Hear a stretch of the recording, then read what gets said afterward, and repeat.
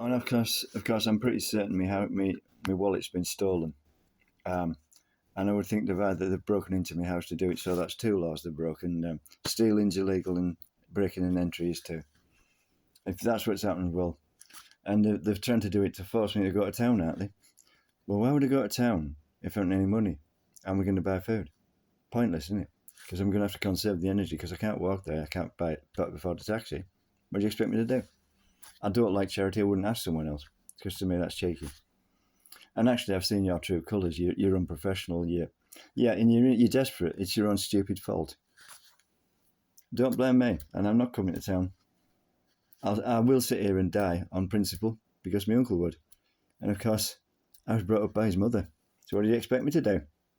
Well, you should do your own work, shouldn't you? And then you would never have ended up in that mess. It's really clever, isn't it? Yeah, I've been loudmouthed and just been lucky.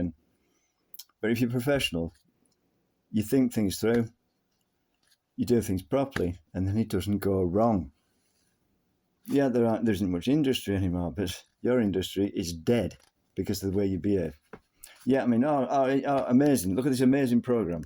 The actors are rubbish, the script's rubbish. Yeah, of course you want to watch it, don't you? No. And a lot of people just are cancelling the licence fees because there's just nothing on worth watching. I mean, yourselves through your own arrogance and stupidity.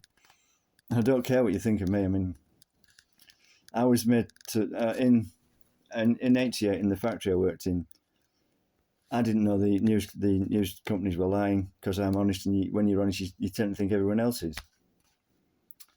As far as I was aware, that was not a wind-up at that factory I was in. I actually thought I'd upset the IRA, and I was forced to face that for 3 months. I'm not a soldier. I've got a national in vehicle engineering. I don't want to be disrespectful to ordinary soldiers, but a lot of them couldn't do that. I wouldn't expect them to. So why do, idiots from television expect me to behave like a soldier? Look, you might send some idiot to some foreign correspondent. Well, they're stupid for doing that. If it pays a lot of money, I was taught not to be greedy. To me, they're idiots. It's their own stupid fault. I mean, that might be nasty, but you have to do that. And as I found it when I was first put in a mental ward, the first thing you learn is to look after number one, because nobody else will. Yeah, the nurses are too busy, and the patients will. Some of them will, some of them are too ill.